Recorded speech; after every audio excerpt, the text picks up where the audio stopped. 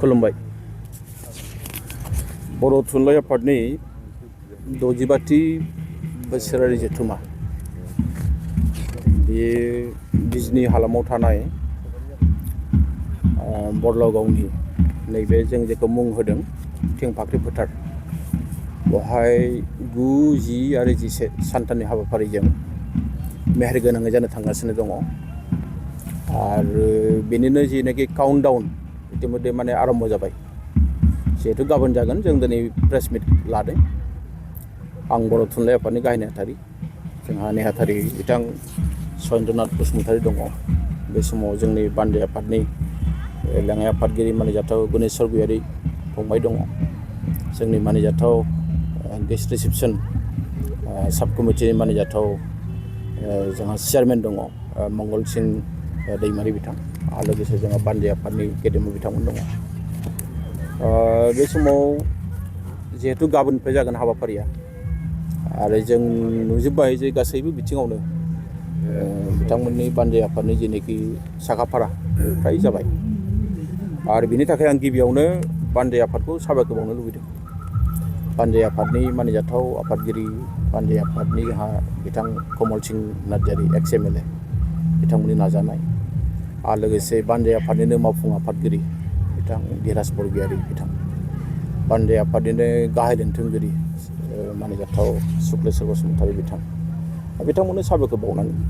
दा बेजों लोगोसे बिथांमोननि सिङाव थानाय गासैबो दालाइ आफादफोर आरो बेजों लोगोसे बे बिजनी हालामाव थानाय गासैबो बर' रायजो राजाल' नङा, बेवहाय थानाय गुबुन गुबुन हारि माहारि बिथांमोना दिनै बे जथुमखौ जाफुंनो थाखाय माने बयबो माने सोरबाया फैनो हायाखै, नाथाय बिथांमोना खेंसालियायै मदद खालामदों। आं बिनि थाखाय साबायखर बावनो लुबैदों बानजाय आफादनि गेजेरजों गासैखौबो। दा जोंहा जिहेतु बर' थुनलाइ आफाद हिसाबै जोंनि बे जथुमाखौ बोरै हायो मोजां खालामनायनि बिबाना जोंहाबो दं। जोंनि हाबाफारिफ्रा थिग जाबासो बानजाय आफादाबो गोजोनगोन। बेखायनो जोङो बानजाय आफादखौ जों लामा नायालासिनो बर' थुनलाइ आफाद हिसाबै जोंहा जोंनि मा हाबाफारि थागोन बेखौ जों इतिमध्ये जों थिग खालामबाय। अदेबानि जोंहा गाबोन शुक्रबार 9 जानुवारि सानाव जोंहा बानजाय आफादा गोबां माखासे हाबाफारि बेवहाय बिथांमोनहा दङ।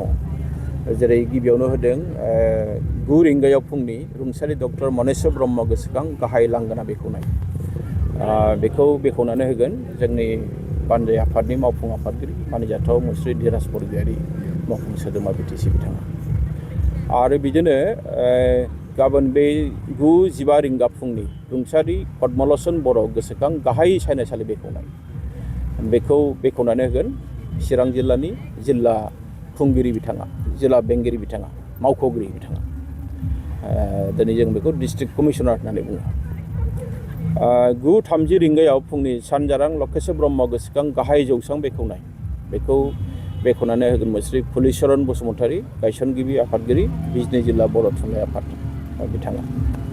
आरो बिदिनो 9:45 रिंगायाव फुङाव रुंसारि जयकुमार ब्रह्म गोसोखां थान्दै जथुमसालि बेखेवनाय आरो बेखौ बेखेवगोन मुस्रि जेम्स बसुमतारी MCLA BTC बिथाङा। फुंनि 10 रिंगायाव रुंसारि थुलुंगानि थान्दै महेश्वर मुसाहारि गोसोखां हौवासा मावसोम बादा बेखेवनाय बेखेवगिरि पुलिस सामलायगिरि SP चिरांनि जाय SP बिथाङा बेवहाय फैगोन आरो बेखौ बेखेवफैगोन।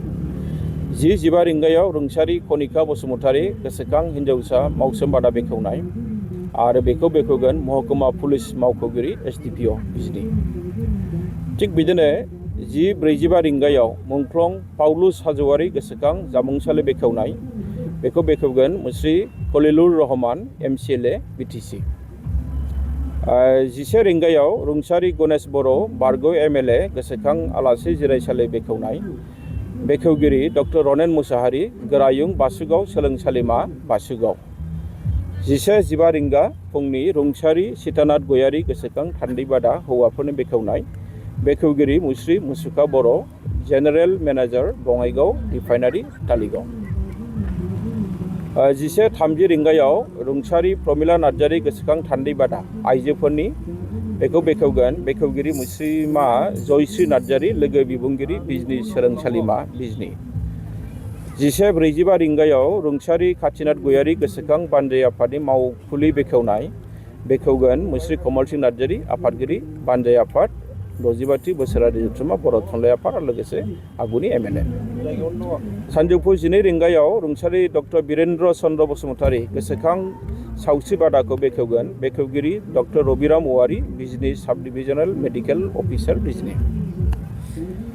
12:15 रिंगा सानजौफु मुंख्लं बिनोद ब्रह्म गोसोखां हाथाइसालि बेखेवगिरि मुस्रि धनन्जय बसुमतारी MCLA BTC।